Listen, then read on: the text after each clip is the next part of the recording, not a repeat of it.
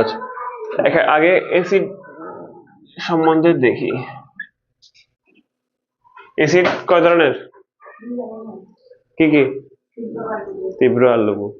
আচ্ছা, এটারই অ্যাসিড হচ্ছে দুই ধরনের, একটা হচ্ছে তীব্র আর একটা হচ্ছে লঘু।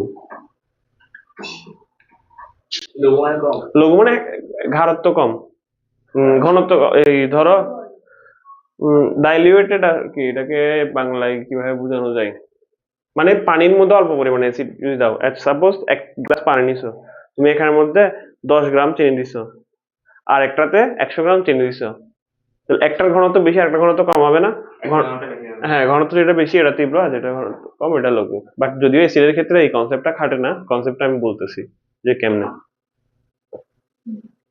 আচ্ছা, অ্যাসিডের মধ্যে তীব্র আর লঘু এগুলা ভাগ হয় কেমনে? অ্যাসিড মেইনলি কাজ করে কি? অ্যাসিড ধরো জলীয় দ্রবণে যাবে, সাপোজ পানি, পানিতে গিয়েও H+ আয়ন দান করবে ও। এন্ড কোন অ্যাসিড কি পরিমাণ H+ অ্যাসিড দান করবে এটার উপর ডিপেন্ড করে দুইটা ক্লাসে ভাগ করা হয়েছে, একটা হচ্ছে তীব্র, একটা লঘু। হ্যাঁ, যে বেশি দান করে সে তীব্র। তীব্র অ্যাসিড কত পর্যন্ত দান করবে? নিয়ারলি 96% এর মতো দান করে, 96 থেকে 100% পর্যন্ত দান করে এরা, অথবা অনেক বই দেখবা 90 থেকে 96 পর্যন্ত দেওয়া আছে। হ্যাঁ, H+ আয়ন দান করে। অ্যাসিড এটা লিখে দিই, H+ আয়ন দান করে।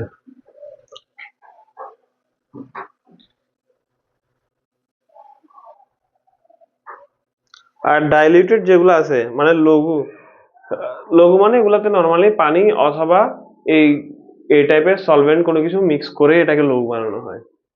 যেমন ল্যাবে তোমাদের কখনো কেমিস্ট্রি প্র্যাকটিক্যাল হয়েছে?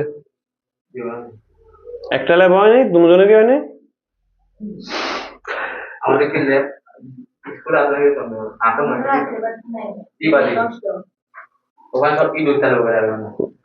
কেমিস্ট্রি ল্যাব সবচেয়ে মজার ল্যাবগুলোর মধ্যে একটা, আর বায়ো ল্যাব। আচ্ছা, হ্যাঁ, ইন্টারে তোমার করতেই হবে, ইন্টারে অলমোস্ট সবই ল্যাব করতে হবে। ইন্টারে সবচেয়ে পেন লাগবে হচ্ছে ম্যাথ আর ফিজিক্স ল্যাব গুলা। ফিজিক্স ল্যাব মোটামুটি ঠিক আছে, বাট ম্যাথ ল্যাব একদম ফালতু লাগে। বায়োলজি সবচেয়ে মজা, সবকিছু কাটতে হবে, সবচেয়ে বেশি পেন খাওয়ার তেল কাটতে, এত বেশি বিশ্রী গন্ধ আসবে। অনেক কলেজে মাস্ক করে না, যেমন আমার বন্ধুদের কলেজে হচ্ছে এদেরকে গ্লাভস আর মাস্ক পরে কাটতে দেয়, আমাদের কলেজে কিন্তু গ্লাভস আর মাস্ক পরে কাটতে দিত না, খালি হাতে। তো হ্যাঁ, না না, আগে ব্যাংক কাটতে দিত, বাট ব্যাংকেরটা এখন নাই, এখন শুধু ইয়াতে তেলাপোকা, রুই মাছ আর কাশফড়িং কাটতে দিতেও পারে, এটা তোমার নিজেরই ম্যানেজ করতে হবে। আচ্ছা দেখো, লঘু লঘুগুলা কি করে? লঘু মেইনলি 6 থেকে 10% ডাইলিউট হয়। মানে ঘনত্ব না, এটা হচ্ছে টোটাল অ্যাসিডের মধ্যে 6 থেকে 10% এমন অ্যাসিডের অণু থাকে যেগুলা H+ দান করে। সাপোজ ইয়াতে তীব্রর ক্ষেত্রে ধরো একটার মধ্যে 1000টা অ্যাসিড অণু আছে, এখানের মধ্যে ধরো 995টাই H+ দান করছে। 995 যদি দান করে তাহলে এটা কিসে পড়বে? তীব্র। ধরো 1000টার মধ্যে 7টা এমন আছে যারা দান করছে H+, এটা কোন ক্লাসে পড়বে? লঘু। তোমার লঘু আর তীব্রর মধ্যে পার্থক্য এখন বললে বোঝাটা একটু টাফ। লঘু অ্যাসিড হচ্ছে সব ধরনের জৈব অ্যাসিড, সব ধরনের। জৈব অ্যাসিড মানে হচ্ছে যেগুলো কার্বন আর হাইড্রোজেনের মাধ্যমে তৈরি। এটা এখানে বোঝানোটা একটু টাফ, যখন 11 চ্যাপ্টার পড়বা তখন এগুলা ইজিলি বুঝতে পারবা, কারণ এই কনসেপ্ট পুরাটা না। আমরা তো জৈব অ্যাসিড ছাড়াও নরমালি অনেকগুলো খাইতে পারি, বা আমাদের পেটে থাকে, আমাদের পেটে তো HCl থাকে, এটা তো জৈব অ্যাসিড না। নরমালি আমরা অলমোস্ট সব জৈব অ্যাসিড খাইতে পারি, বা আমরা যেগুলো খাই, যেমন এক্সাম্পল দিই একটা, এগুলো তোমাদের মনে রাখতে হবে। তেঁতুলের মধ্যে হচ্ছে টার্টারিক অ্যাসিড থাকে। আর তারপরে একদম সবচেয়ে কমন জিনিস লেবুর মধ্যে কোন অ্যাসিড থাকে? চারটি অ্যাসিড, এগুলো সবগুলো জৈব অ্যাসিড। অলমোস্ট সব জৈব অ্যাসিডই আমরা কম বেশি খাইতে পারি। তারপর দুধের মধ্যে কি থাকে? Lactic acid. তারপরে ম্যালিক অ্যাসিড থাকে কিসে? টমেটোতে। টমেটোতে মেবি ম্যালিক অ্যাসিড থাকে, একটু চেক করতে হবে।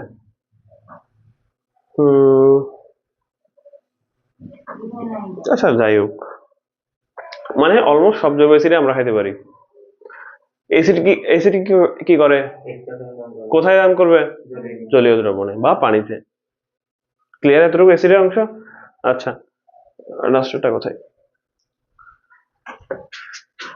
আপাতত জাস্ট পরিচয়গুলো দেখো, বিক্রিয়াগুলো আস্তে আস্তে দেখবো।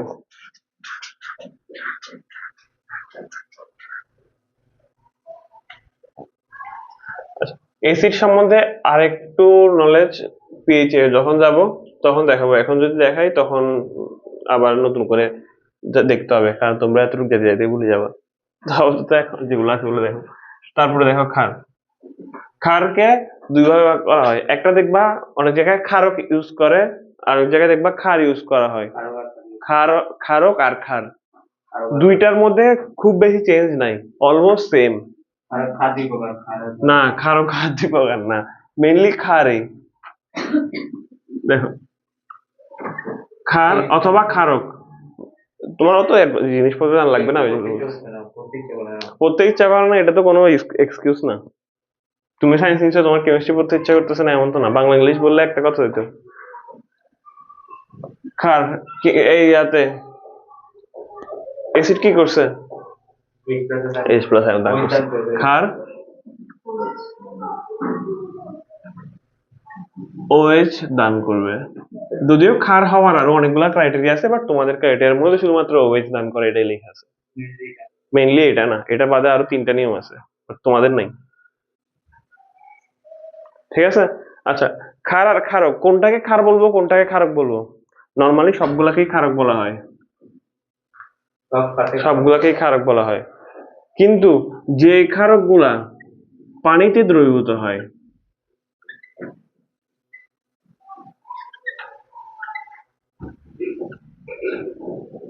এগুলাকে বলা হয় ক্ষার।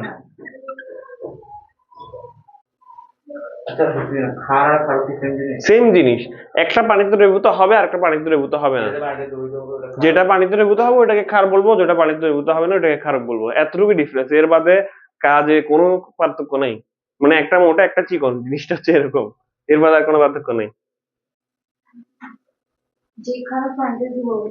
ওইটাই ক্ষার, যেটা হবে না ওটা ক্ষারকই থাকবে। সে না, যেটা হবে না এটা ক্ষারক, যেটা হবে ওইটা ক্ষার।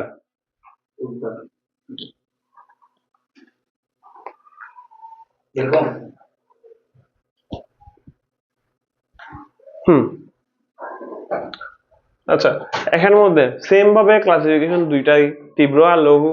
তীব্র মানে যেটা বেশি OH আয়ন দান করবে, লঘু মানে যেটা কম OH আয়ন দান করবে, এতটুকুই। এখানে তেমন কোনো পার্থক্য নাই। তো প্রশমন বিক্রিয়া পড়ছো না? বলো তো কি?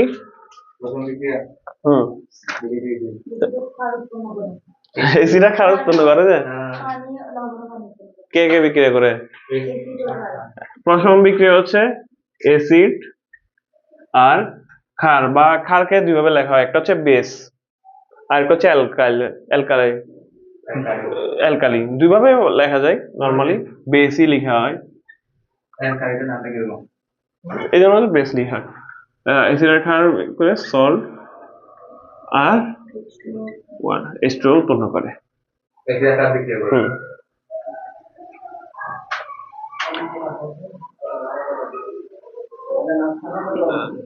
সাপোজ একটা অ্যাসিড আমার H2SO4, লবণের প্রকারভেদ গুলো দেখাবো এখন আমি, কারণ তোমরা শুধুমাত্র NaCl তারপরে হচ্ছে FeCl3 বা FeCl2 এগুলোকে লবণ মনে করো, বাট লবণ এগুলো বাদে আর অনেক আছে। H2SO4, তারপরে এখানে সবচেয়ে পপুলার যেটা নেওয়া যাক NaOH। বিক্রিয়াটা কমপ্লিট করো দেখি।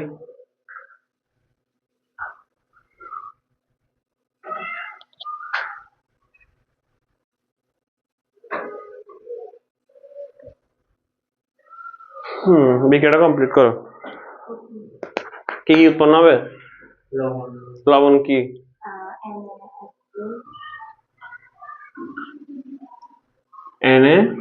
Na SO4 আর H2 H2OH কিছু হয় না। আচ্ছা দেখো, কিন্তু বিক্রিয়া ভুল আছে এখানে। বিক্রিয়া না, সমতার হিসাব তো বাদ দিলাম, বিক্রিয়া তো উৎপাদই হয় নাই। বিক্রিয়াটা করছি কেমনে? এই দুটার মধ্যে পজিটিভ কে? এইচ হচ্ছে পজিটিভ, সালফেট হচ্ছে নেগেটিভ। এখানের মধ্যে Na হচ্ছে পজিটিভ, OH হচ্ছে নেগেটিভ। ঠিক আছে, যখন ইয়াতে তৃতীয় অধ্যায়ে যৌগমূলক পড়ছিলাম ওখানে তো OH দেখছই, স্বাভাবিক। H2SO4 এর তুল্য সংখ্যা কত? তুল্য সংখ্যা বলতেছি, জারণ সংখ্যা কত? -2। H এর 1 প্লাস না মাইনাস? +1। Na এর +1, OH এর -1। আচ্ছা, এটার পজিটিভ আয়ন এটা নেগেটিভ আয়নকে অ্যাট্রাক্ট করবে, তাহলে এটার পজিটিভ আয়ন কে? H, এখানে নেগেটিভ আয়ন কে? OH। তাহলে এখানে H2 আছে না, এটা তো আয়নে আছে, তাহলে 2H প্লাস আর OH মাইনাস, মানে ধর 2 এর হিসাব বাদ দাও, H প্লাস আর OH মাইনাস মিলে পানি উৎপন্ন করে। এই বিক্রিয়াটা তো দেখার কথা, মোটামুটি অনেক পপুলার বিক্রিয়া। পানির অংশটা বুঝছি, সমতা করতে যাচ্ছি না, আমি সমতার কথাই বলতেছি না। H2SO4 কার সাথে বিক্রিয়া করবে? Na এর সাথে। বিক্রিয়া যখন গঠন করে, মানে উৎপাদ যখন গঠন করে, একজনের জারণ সংখ্যা আরেকজনের জায়গায় চলে যায় না? সোডিয়ামের জারণ সংখ্যা কত? 1 সালফেটে যাবে। সালফেটের জারণ সংখ্যা কত? 2। কোথায় যাবে? সোডিয়ামে যাবে। এটাই ভুল, Na2SO4 হবে এটা। এখন লবণ কোনগুলো কোনগুলো হবে লিখো। তোমার খাতায় লেখা আছে না? ধাতব সালফেট, তারপর ধাতব হ্যালাইড। হ্যালাইড মানে তো বুঝো, হ্যালাইড কোনগুলোকে বলে? গ্রুপ 17। গ্রুপ 17 সব মূলকে বলা হয় কি? হ্যালোজেন। একসাথে এগুলো যখন কোনো কিছু বিক্রিয়া করে এগুলোকে হ্যালাইড বলা হয়। তারপরে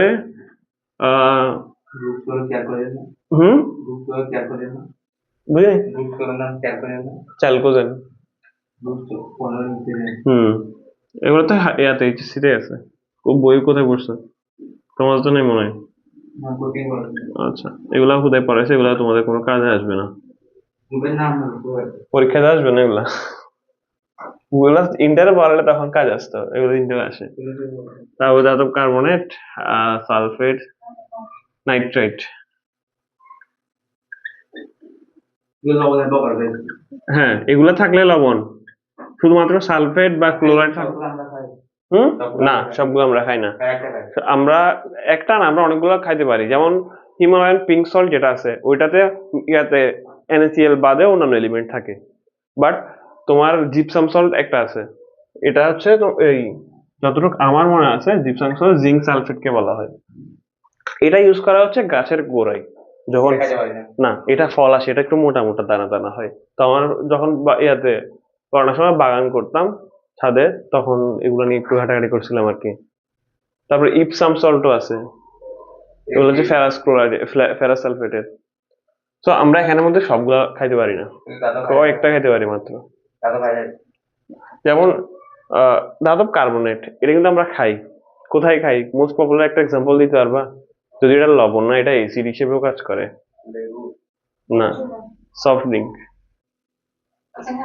ধাতব কার্বনেট আসলে লবণ, যে এটা ধাতব কার্বনেট অনেক সময় লবণ হিসেবেও কাজ করে। ওইটাকে ধাতব হাইড্রোজেন কার্বনেট, তো হাইড্রোজেন ধাতব। তোমার ধাতব কার্বনেট অনেক সময় লবণ হিসেবেও কাজ করে, অনেক সময় ক্ষার হিসেবেও কাজ করে। সবচেয়ে বেশি পপুলার পাবা হচ্ছে তোমার ক্ষারে, তো এটা লবণের মধ্যে না লিখি, লবণে না, কার্বনেট দরকার নেই। বাট এগুলা একদম পারফেক্ট, এগুলা কোনো কিছুতে ইউজ হয় না, এগুলো সবই লবণ।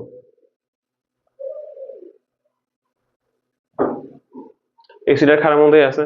আচ্ছা, প্রশমন তাপ বলতে পারবা কত?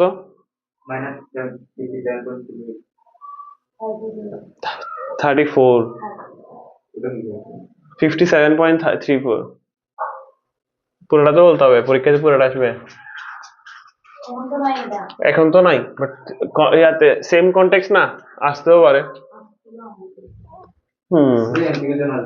এমসিকিউর জন্য আর কি। আচ্ছা, খারাপ এগুলো পড়া হয়ে গেছে, লঘুগুলো লাগবে না। তারপরে খারোয়ার এগুলা। আচ্ছা, আপাতত এগুলো পিএইচ এর মধ্যে আসি। চ্যাপ্টারটা অনেক ছোট, ম্যাথ করবার সময় বা পড়ার সময় নেই না। পিএইচ পিএইচ ক্যালকুলেশন করা হয় কেন, এটা আগে দেখি। পিএইচ হচ্ছে একটা প্যারামিটার। কোন একটা ধাতু, কোন একটা সলিউশন, সেটা নাম আমরা জানি না, সাপোজ এটা ধাতু ইয়াতে অ্যাসিড ক্যাটাগরিতে পড়বে নাকি ক্ষারীয় ক্যাটাগরিতে পড়বে, এটা নির্ণয় করার জন্য পিএইচ এর দুইটা প্যারামিটার থাকে, একটা হচ্ছে অ্যাসিডিক এর জন্য আর একটা হচ্ছে বেসের জন্য। ঠিক আছে, কিছু কিছু পিএইচ মনে রাখা লাগবে। পিএইচ এর অংশে দেখবা একটা বক্স আছে, মানুষের ত্বকের পিএইচ, রক্তের পিএইচ। যেমন রক্তের পিএইচ 7.35 থেকে 7.45, জেনারেলি 7.4 লেখা থাকবে। তারপরে ত্বকের কত 5.6 না, ত্বকের 5.6, 4.8, ত্বক বা স্কিনের 4.8। দাঁড়াও, হ্যাঁ, বৃষ্টির পানির হচ্ছে 5.6, এগুলো হচ্ছে পিএইচ। তারপর আর কি কি লাগতে পারে? মূত্র আছে না একটা, অগ্ন্যাশয়ের 8.3, অগ্ন্যাশয়ের কত 8.11, তাহলে অগ্ন্যাশয়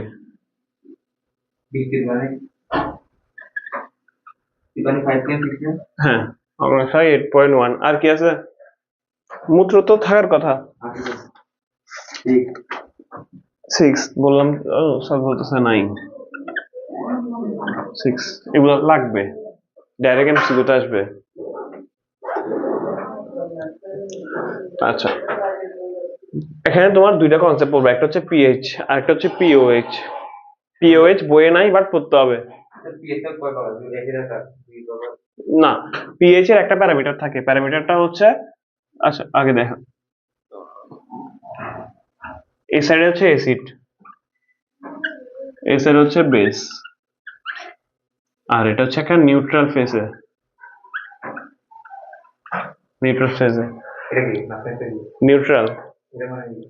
নিউট্রাল মনে হচ্ছে যার পিএইচ অ্যাসিডও পড়ে না, ক্ষারও পড়ে না, মাঝখানে নিরপেক্ষ।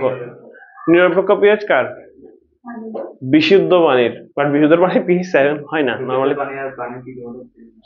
তুমি যদি থেকে পুকুরের থেকে পানি নাও আর বাসার ফিল্টার থেকে পানি নাও, কোনটা খাওয়ার জন্য বেশি বেটার? ফিল্টার। তো এটা আর কি, পুকুরের পানিতে কি কি আছে তুমি তো বলতে পারতেছো না। জানি না, পুকুরের পানি কোনো খাই নাই। নিউট্রাল পিএইচ হচ্ছে বিশুদ্ধ পানির পিএইচ হচ্ছে 7। এর লিখে রাখো যে বিশুদ্ধ পানির পিএইচ 7। এগুলোর সাথে লিখে ফেলতে পারো বিশুদ্ধ পানির পিএইচ 7। 7 থেকে যদি কম হয় অ্যাসিড, 7 থেকে যদি বেশি হয় বেস। অ্যাসিডের ক্ষেত্রে পিএইচ যত কম অ্যাসিড তত বেশি পাওয়ারফুল। অ্যাসিডের ক্ষেত্রে পিএইচ এর ভ্যালু যত কম অ্যাসিড তত পাওয়ারফুল।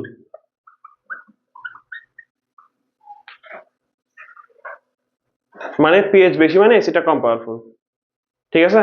বেসের ক্ষেত্রে উল্টা।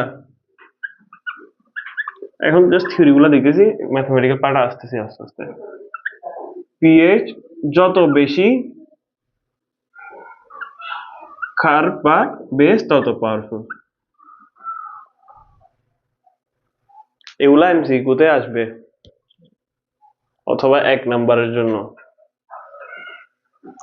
নিচে অ্যারো মার্ক মানে হচ্ছে কম, উপরে অ্যারো মার্ক মানে বেশি। লিখে হয়েছে এগুলা? মেথা যাবো। বেশি মানে বেশি লাগে। হ্যাঁ, বেস পিএইচ যদি বেশি হয় বেস পাওয়ারফুল বেশি, তারপরে পিএইচ যদি কম হয় মানে অ্যাসিডের ক্ষেত্রে অ্যাসিডের পিএইচ হচ্ছে তোমার 0 থেকে ধরে 7 এর আগ পর্যন্ত, আর এটা হচ্ছে 7 এর পরে থেকে স্টার্ট করে 14 পর্যন্ত পিএইচ এর প্যারামিটার। পানি কত কত? পানি 7। না না কত কত কত প্যারামিটার একটু বলা। এটা এটা হচ্ছে 0 থেকে 14 পর্যন্ত, বাট তুমি যদি টেম্পারেচার চেঞ্জ করো পিএইচ স্কেলের মান চেঞ্জ হবে। এটা একটা আইডিয়াল রুম টেম্পারেচারে নেওয়া হয় 25 ডিগ্রি সেলসিয়াসে। এই তাপমাত্রায় রুম টেম্পারেচার হচ্ছে 25 ডিগ্রি সেলসিয়াস, যদিও বাংলাদেশের না, এটা বাংলাদেশের রুম টেম্পারেচার এর থেকে অনেক বেশি। কিন্তু যদি তুমি ধরো এটা 100 ডিগ্রি সেলসিয়াসে পিএইচ এর মান নাও, এগুলা তোমরা করবা না, এগুলা যখন এইচএসসি তে উঠবে তখন পড়বা, দেখবা এইচএসসি 100 ডিগ্রি সেলসিয়াস যদি পিএইচ এর মান নাও, পিএইচ স্কেলের মান চেঞ্জ হয়ে যাবে। কম নিলে মান চেঞ্জ হবে, কারণ এটা একটা স্ট্যান্ডার্ড। পিএইচ স্কেলের মান ইয়াতে টেম্পারেচারের উপর ডিপেন্ড করে। মুছে দিব এগুলা।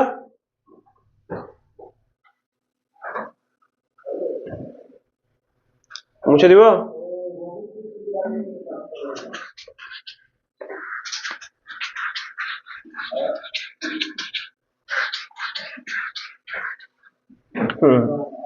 আচ্ছা, এখানে হচ্ছে পিএইচ, এদিকে দেখি হচ্ছে পিওএইচ, দুটোটা কি? পিএইচ হিসাব করা হয় অ্যাসিডের জন্য, পিওএইচ হিসাব করা হয় ক্ষারের জন্য।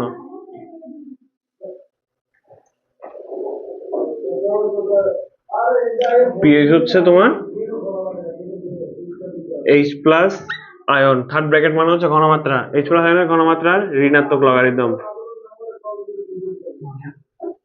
দেখাচ্ছি, যদিও এটা ঋণাত্মক লগারিদম লিখতেছি না আমি। এটা হচ্ছে OH ঘনমাত্রার, আর এইগুলা এত হালকা যাচ্ছে কেন? হালকা যে আর কি।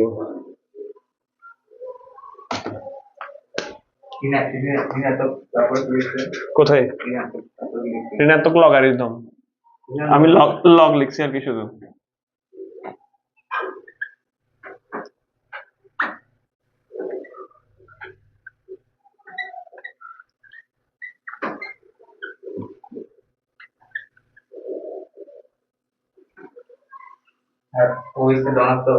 ঋণাত্মক দুটোটাই জাস্ট একটা হচ্ছে OH এর জন্য, আরেকটা হচ্ছে H প্লাস এর জন্য।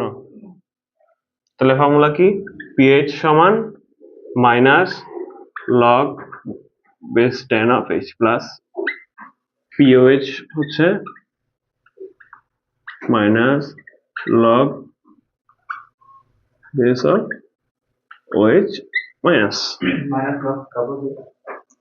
Base 10 of H plus.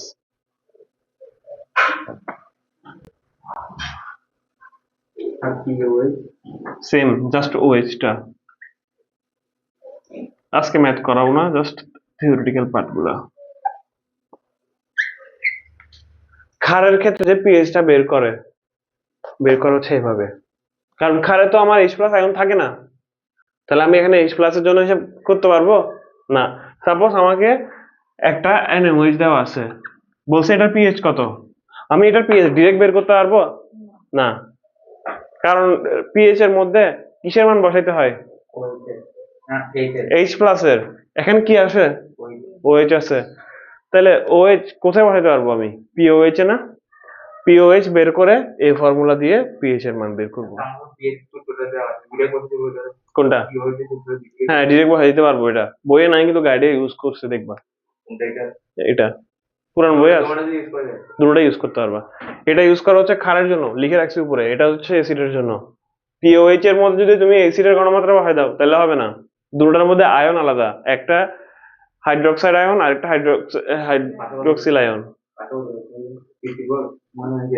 কোথায় এটা? 14 এটা কারেক্ট জন্য, এটা না না, এটা দুইটার জন্যই কারেক্ট। জাস্ট পিএইচ আর পিওএইচ দুইটার যোগফল হচ্ছে 14। আচ্ছা 14 কেমনে? পিএইচ মিটারের মধ্যে টোটাল প্যারামিটার কত থেকে কত পর্যন্ত ছিল?